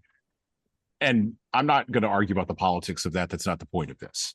I'm merely saying it's been a long time since I have heard a national politician of any stripe talk about how the future might actually be better. This is the reason I think at a pop culture level, why all of our dystopias, even like the Hunger Games and things like that, are just recycled tropes from the mid 20th century. Because we got the things we wanted in our fever dreams, we got the terrors as well, and now we don't know how to move from the terror to the utopia. We just know we want it, but we don't know how to move there. By the way, Peter Thiel wrote that in his book 0 to 1 as well. He said that we're a deeply pessimistic culture. This is why we're not innovating correctly. He said if you look at the Chinese, they're pessimistic, but they make plans. We're pessimistic and we make no plans. Like that's the comparison between the two cultures, right? And I think he's on to something. I think he's dead on to something. And so Donald Trump runs around and talks about how we could live in a golden age in the future, and everybody laughs at him because that's the pessimism, right? They think he's just a foolish old boomer. Everybody goes, okay, boomer, whatever, and like moves on. But I think we have to change our language. I think we have to change our idea structure. I think we have to break with the mid 20th century. I think we need to build and not deconstruct. So I guess the larger question that I have here, and we could break it down into all these other tiny areas if we want, is how can leaders lead people to a golden age if they don't collectively or individually even believe in something like that anymore? To my point when I was answering David's question, if they don't even understand the substrate of what lives underneath their cynicism and their nihilism, and they don't even know that it's cynicism and nihilism because they're just living their lives, like how can they build towards anything golden ever? How can that? How do we not just wind up just staying in the same spot? How do we fix this problem? This is the end of the show. How do we fix this problem? Let's close out with this. How do we fix this? How do we use 1984 to fix this? Because I don't know how. This is why I'm asking. I have no idea. Claire, go ahead. I'm going to dump this on you, and then David, and then John. Thanks a You're lot. welcome. You're welcome. Well, you're the English major. You got the word, got the fancy words. I know. I was hoping we were just going to dive into language, which I have some thoughts on as well. But I think dive into language. Go ahead. No. Well, let me. I'll speak to the other because I do think it is incredibly hard to attach personal meaning to this idea of come along and be part of this golden age when it is said in the same breath, and Donald Trump is saying it now, but he's not the first one to try to usher it in, right? Right. It's just that happens to be the current version.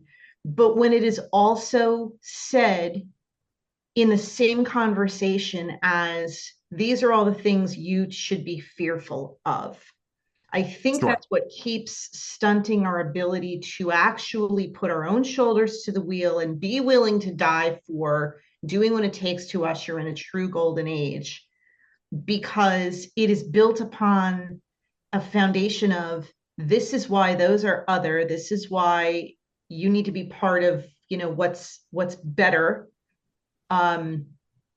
And so as long as those things are said in the same breath as part of the same strategy, we can't get out of the starting gate. I like that. The language of today is really, really complex and is really, really frustrating. I think, we have to realize that words are the actual building blocks of reality. What we speak does become reality, and every historian and would say that if you look at every world leader, it's through their language that they form and shape up the world as it played out. Nothing happens because we're quiet. Everything happens because people are talking. And I think when we think about how do we fix the problem, again, I always talk to people about building trust, and trust is an equation. It's predictability plus consistency. We don't have either one of those things with our leaders. We either get predictable, but we don't get consistent, or we get consistent, but they're not predictable. And so there's always these nuanced differences in what we have. And so we're left always, Claire, to your point, going, can I believe you? Like, I want to believe you. I want to walk forward to it. I think how we fix the problem is that it seems to me, just all I do is talk with people. And it's very unique talking with people in two different parts of the country at the same time. That's wild to see the perspective of that app has. The one thing that's universal is that it needs to be a grassroots up, not top down. I think that's how you change everything, is that we have got to get out of this megaphone leadership style that we've had in every single culture that I can remember. I think, yeah, messaging's great, right? The slogan's great. Make America great again. Great slogan, right? I can't knock him for the slogan, but I think that the jury's still out for me and going, okay, that's just words, and we need to see this. And I think it comes down to, again, how are we, if we're going to go to a golden age as people, then it starts in the communities. It starts in our neighborhoods. It starts in our, like, how do we frame our local, like, how do the states become great? Like, how does each individual state kind of come together and do that? I think if we're going to become great again, or if we're going to pull ourselves out, to your point earlier, Hassan, I don't think we're in the dystopian future at all.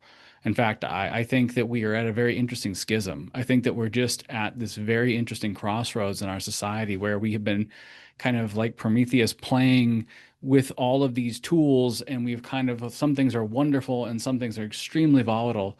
But I don't think we've crossed into that threshold yet. I think that there's still a lot of potential for good and a lot of potential for positivity. But I think we're reaching this very unique fork in the road as a society and as a world population. We're going to have to come together and choose like which path we're going to go. Then that's above my pay grade to know what we're going to do with that. But I think when it comes down to how we fix it, yeah, it's when we start focusing on what we do. Tom, I like when you said, like, we have house rules with, we say the full word. I think that's a phenomenal example of what I'm talking about. It starts there. Well, then if that steps into local community activities and schools, and we say, we have to get rid of this. We have to have some kind of, again, holding the line idea that you were talking about. If we have to have some form of a grassroots starting point that or like pulses out, and then that starts to become the thing that I think will change everything about our society, is that we just have to reverse, like, the messaging has to come from the other, the exit point of the megaphone, and it has to go towards the cone versus the other way around.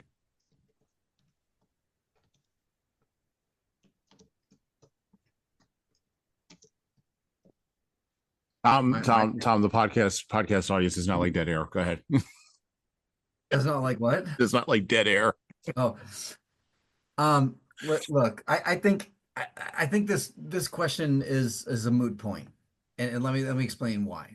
First of all, this is all definition, right? It's like, so who's going to decide what the golden age is and what it isn't? Who's going to make that determination? Is it going to be our president? Is it going to be the president of some other country? Is it going to be some world global committee that somebody gets together? And who's to say that that committee is going to define something that I consider my golden age? Like, I think that what we're, like I said, I made a comment earlier about 1984 giving us the roadmap to a lack of individuality. And I think this kind of question is the exact same thing, because I think the golden age is going to be determined by us individually. Like, what I think is, whether I agree with you or not, whether we're in this dystopian set of circumstances already or not, or it's coming or it's past, or I think how things impact you individually is way more valuable to you as a leader. If you're, again, we're trying to, the way you phrase the question is, how do leaders look like bring this into a golden age? And I think we find our own people, right? If I'm a leader of a company, I'm hiring the people that are going to want to believe in what I believe in. And I don't care whether it's religious or moral or immoral. You could be the worst person on the planet. If you get a group of people to follow you and they think you're the greatest thing since sliced bread, then who the hell is going to tell you that you're the worst person on the planet? Right? Like, you have a whole faction of people that are following you, telling you you're great. Like, and I'm not suggesting that we follow terrible people, by the way. I'm all I'm saying is, I think that this idea of how can leaders bring us to this golden age, I'm not following a leader that has already decided that there's a golden age if I don't believe in what that golden age looks like. I'm not following that leader. So whether Trump is or isn't, or whomever, whatever president you mentioned, like, it's not up to them. It's up to you. It's up to me. It's like, so if I want to follow that president, great. Then I'm believing in their golden age. I'm going to believe in whatever nonsense they're spewing. Or, well, If I'm following them, I don't think it's nonsense, but you might think it's nonsense, right? Like, I think as leaders, I think it's important for us to, and I've said this on the podcast several times, Jesan. Mm-hmm. I think as leaders, it's important for us to find our moral compass, to lead by example through that moral compass. The people who want to follow us will follow us. They're going to go to that gold, whatever. They're going to go to our definition of a golden age with us, and we're going to be happy. Now, so does that mean that the world goes to hell in a handbasket, but my little world is going to be perfectly fine? I don't know. I don't know that. I don't have a crystal ball. I can't read the future, but I can tell you that I'm always at a point of, I'm really not happy with where we're going. I'm really not happy with where we were, but nobody has a solution that I want to follow to the next point in history. Like I have yet, and again, whether it was Biden, Obama, Trump, name a president, I still have yet to have one that I thought was so good that I would follow him. I'll take your David. I've not had a president I would die for. I'll just tell you that right now. I've not had a single president in my lifetime that I would take a bullet for. It just hasn't happened yet for me. So like, I don't know. I think as, and I think your guys's kind of views and advantages on how language impacts this, I think is really valuable. I actually do. I think because language is the definition of what that golden age looks like, right? You have to be able to verbalize it. You have to be able to express it, explain it, detail it. And if you can't, then you're useless to me, right? Like, so all these changes in language and all this stuff, like I totally agree with you guys that language is important. But what I think we're failing on, and kind of leaning a bit more toward what you were talking about, Claire, with the, like, what are we fearful of really? Like, if we're really shooting for a golden age, then to your point, Claire, these roadblocks shouldn't even be in our purview. We shouldn't be even looking at them. We shouldn't even be worried about them. Just go for the gold and drive, right? Just drive to it. If you think about, and if you come down to almost a little microcosm, and I know I'm going a little bit over in time that you guys had here, but if you go down to a little this microcosm of this, think of a gold medal athlete, right? Mm-hmm. You don't think they've had challenges in their lives? You don't think they've had negatives? You don't think they have roadblocks, things that could have shut them down? Every one of them have stories like that, but they just ignored it or moved past it or persevered through it. And we can't come up collectively as a society as how to do that. That's also a problem. Like, I think that everybody defines these things differently. I don't think we're ever going to get all on the same page on what that golden age definition is. So therefore, we may not ever hit it. We may not ever get there. Or we're already there and we're not seeing it, but somebody else already found it and nobody's paying attention to them because they don't know how to express it. They don't know how to get their version of the language out. So I think there's a lot of things here and I think what I just said, I'm sure can turn into a whole nother podcast episode. I asked a loaded question. I asked a loaded question here at the end. I'm notorious for doing that. I load up the gun at the end, and then it just I've been doing this for a while now. He does this to me all the time. All the time. All the time. Okay, final thoughts. We got to close, as I usually say, right around this moment. Thank you to Claire Chandler. Thank you to David Baumrucker. Thank you again to Tom Libby for coming on the podcast today. Your contributions have been amazing, as usual. This is a complicated book that opens up a lot of doors, even though I may have trouble with the way that it is written or some of the ideas in it. It does engender conversation, and I think it is worthwhile for leaders to read. At the very minimum, at least, as a warning, maybe a warning frozen in time, but a warning nonetheless. Claire, David, final thoughts. So Tom, you're right. Everything you just sort of unpacked for us can be a future episode, and I'm happy to go down that rabbit hole with you and Jesan and David.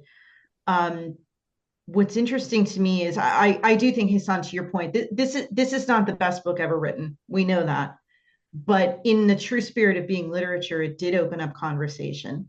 I suspect that the combination of us can have a conversation about a paper bag and make it, interesting for 2 hours. So what's interesting to me, though, coming back to, I don't want to sort of continue the golden age thing, but there's so much noise in the political sphere and really effective leaders. And when I think of leader, I don't immediately go to politics for the very reasons all of us have touched upon. There's so much noise, but the most effective leaders of tribes, of organizations, both for-profit and nonprofit, figure out a way not to mandate, don't bring in your political speech and don't lobby, at the work site, but they get their employees energized and committed to a unifying idea, a pursuit of something, whether you call it a golden age, a mission, a purpose, a long-term vision, and they make those connections for those people so that they can then, because their moral compass is in alignment with that shared mission, they can put away the distraction of the political morass that surrounds us every day in 24/7 news cycles and follow a leader they feel a connection to. And Tom, that was what you talked about. I also think it is not a coincidence that the root of the word culture, which I do a lot of my consulting work based on, is cult, right? And I think there is a profound difference between an authentic leader who understands that they have the most direct impact on the culture of an organization, which, not coincidentally, again, David, I love your formula for trust, comes from predictability, consistency, all of the things. We didn't really dive too much into language, and very briefly, I just want to get on a soapbox about that, because 1984 was all about the party that ascended into power, controlling and mandating conformity by continuing to narrow down the language that people were allowed to use, and priding themselves on the fact that every new edition of their dictionary, the Newspeak dictionary, got smaller and smaller. In a different way, leaders in high-functioning organizations try to narrow down language to come up with a shared vocabulary so that they can get to greater predictability and consistency in terms of how they think of success, how they view talent, how they measure and evaluate performance, and what they deem to be acceptable in terms of behavior and values. And the best leaders, the one who are well-intentioned around that and don't use that in a way that mandates conformity, but that actually inspires conviction, are the ones who are going to succeed in the long game. Yeah, I would agree with pretty much everything you just said, Claire. I going off, you mentioned the word culture. The word I introduce people to is curiosity, because the Latin derivative of that, or the origin point, is to care. And I think that we've lost the ability to care in our society. And I think if we're thinking about how do leaders transform the landscape of today, we have to reteach people how to be tolerant enough to care. Like, are you willing to sit with someone that you disagree with and care and shift out of perception and walk into perspective with people? Because we have a really, really bad problem with that in our society, that we don't understand that. I guess we have made a really weird game of in-group, out-group, right? And to the two-party system comments we made earlier, Tom, I'm very much with you. I think that, a stool with two legs is a very awkward stool, and we wonder why we always fall over. And I think we have to sit and we have to wonder why that has been prevented. And I think it's been prevented because this masquerading that's hidden in 1984 of this, weirdly, I would say, the Uniparty of 1984. I don't think it's a one party. I think it's a Uniparty. Yeah. I think that if there's a reflection on today, I think that's very what we have, because our Congress has been deemed fairly moot at this point. It's very obvious to anyone who's paying attention that lobbyists and special interests own this country.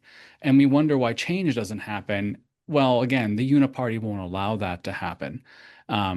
And so when we're thinking about, again, how are leaders going to change or impact society, building off of what both of you said, I think it comes down to this idea of that we have to slow things down.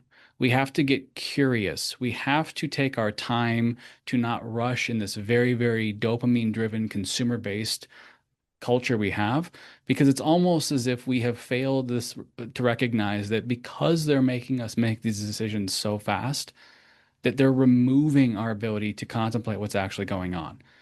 If there was a conspiracy, I think that's the one I see just as a behaviorist and someone who works with just understanding just how dopamine works and the structuring of recycling thoughts. Anybody who is trying to quickly make you change your language, quickly make you change your like the laws, quickly push things through. I think those are the people we have to be very, very careful about. And I think that going back to 1984, it seems like a certain level of complacency happened with the entire population that's in 1984, that they're just like, oh, this is just how it is. And I think that maybe that's, we made a comment about 9/11, and I remember sitting in my 10th grade class watching that, and my mom actually was had flown to Baltimore, and I was like, she has to be in New York. That's wild. Okay, what interesting reflection, right? Doing that. But when we're thinking about that, we became when change in the threat is instant, when we have that instantaneous hit, boy, that is the number one studied thing that drives monumental change and monumental adaptations, is the velocity that something hits. I think maybe the hybrid between A Brave New World and this is that maybe the society that we're living in is, what if that change in the 2020s is not fast, but it's very, very slow. It's like boiling the frog. It's like that we don't recognize how far we have slid down the hill because the changes are so micronized by day, week by week, right? Party by party, that there's just this kind of subtle, like, yeah, I guess it's more of the same. I guess, that's frustrating again. And we don't realize that they're playing a game of inches and we're just not paying attention, and they've moved halfway across this whole game board already. That's what it feels like to me sometimes. And I think that if we promote the idea of, just going back to what I said earlier about caring, taking the time to be present and to care and to listen to people, I think there'll be a radical change that would really change politics. I mean, that in term limits, but that's a different conversation, right? But if we were able to have that idea that the people who are leading us would take the time to sit down and you actually felt them caring for you, right? That's a very different thing than someone showing up, waving their hands, let me sign an autograph. Okay, I'll see you at the next stop. I think that that's kind of what our society has done. And we do it with politics. We do it with our movie stars. We do it with our sports athletes. There's really, we hail them for all their charity work, but really there's no person, it's very few. I'll say there's very few. To my point earlier, maybe I won't speak in absolutes, but there are very few people that are taking the time to actually sit down and care and make themselves be seen that way. And I think we should celebrate those people, but I think we just have to be mindful that that's not the standard. That's the exception. I'm going to close here with one thought that occurs to me as everybody has spoken. And once again, thank you, Claire, David, and Tom, for coming on the show today, talking about this book. And our thoughts around this book and how it applies, here at the end for leaders, and talking about some of the major themes that are in it. For all the problems we've got in the United States of America, and we got a lot of problems, one thing still, at the end of the day, we are still a republic. And in a republic, fundamentally, the power for the government comes from all of us, all four of us in this conversation today, everybody listening today. And I'm not just talking about get out the vote like MTV. This isn't that. If you want better politicians, if we want better celebrities, to David's point, if we want people who understand the English language, to Claire's point, if we want people who could draw a line in their house, to Tom's point, it has to start with us in our families. There are traditionally, in Christianity, is a larger idea here, that there are three main institutions that God or reality set up when the building blocks of reality were laid way back in the deep, deep, deep parts of history, whether that's 14 billion years ago or 6,000, take your pick, I don't care. When those building blocks were laid, I was not around, and neither was anybody who's listening to any of this, but those building blocks were laid. And the three building blocks are this. The first building block is the block of the family. Then the second building block is the block of the church or community, with traditions, with fashions, with, to Clara's point, culture. And then the final building block is the block of the state. State always comes last, in the form of the government or the pharaoh or the king, or in our case, as David mentioned, our Uniparty Congress, and some would say our imperial presidency. Okay. Three. There's three spheres. And when one sphere becomes overwhelmingly powerful and overwhelms the other two spheres, it is the responsibility of those other two spheres to get together and rein that back in. I talked about this on the podcast a couple of years ago. Who's going to tell Caesar he's gone too far? Who's going to check Caesar? Well, in a republic, the people who check Caesar are the people who are running their households. That's who checks Caesar in a republic. You want a better republic? You want better elected politicians? You have to be in it for the long game. I think all of us would agree on that. But the long game is not a game of 20 years. The long game is a game of not just your kids, but also your grandkids. I was talking with somebody about this weekend, and he's starting to talk to his sons about who they are going to be married to. They just graduated high school. Who are they going to be married to? And how are they going to raise their children? And he's been talking with them about this their entire lives, but now the conversations have become more sharper and more meaningful because they are at the age where these decisions can actually begin to have real impact. That's legacy. We don't think in those terms in America for a whole variety of reasons, and I don't really care what those are. What I care about is that we start thinking about those right now. And part of those legacy thoughts do come in the reading of books, what you do in your house, the ways you make your people that you have influence over literate, so that they cannot be fooled by a politician, whether a politician wants to lead them into a golden age or not.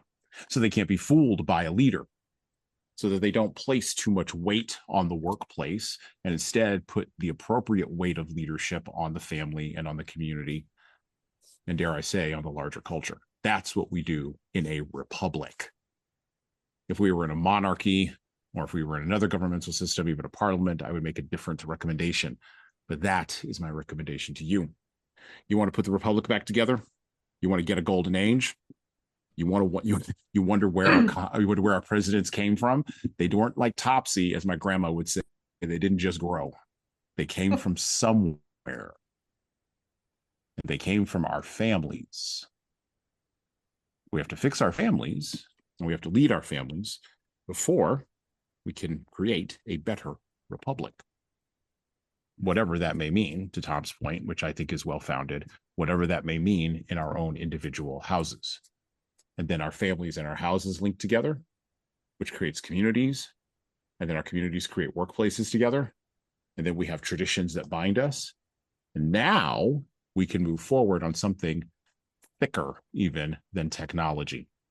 Technology will not bind us together. It does not have that kind of power. It only has the power to, Claire used the word earlier, polarize and divide us, as we have seen. But families, traditions, these are the things that bind us together. These are the things I think that if one person listening to my voice takes advice from this and starts building that, then I think, yeah, on a long enough timeline, with consistent and persistent curiosity and caring, yeah, we'll have our golden age. Absolutely. As a cynical Gen Xer, this is what I'm betting on. I want to thank my guests for coming on the show once again today. And with that, well, we're out. Thank you for listening to the Leadership Lessons from the Great Books podcast today. And now that you've made it this far, you should subscribe to the audio version of this show on all the major podcast players, including Apple iTunes, Spotify, YouTube Music, and everywhere else where podcasts are available. There's also a video version of our podcast on our YouTube channel. Like and subscribe to the video version of this podcast on the Leadership Toolbox channel on YouTube. Just search for Leadership Toolbox and hit the subscribe button there on YouTube. And while you're doing that, leave a 5-star review if you like what we're doing here on Apple, Spotify, and YouTube. Just go below the player and hit 5 stars. We need those reviews to grow, and it's the easiest way to help grow this show. And tell all your friends, of course, in leadership. By the way, if you don't like what we're doing here, well, you can always listen to another leadership show. There are several other good ones out there. At least that's what I've heard. All right. Well, that's it for me.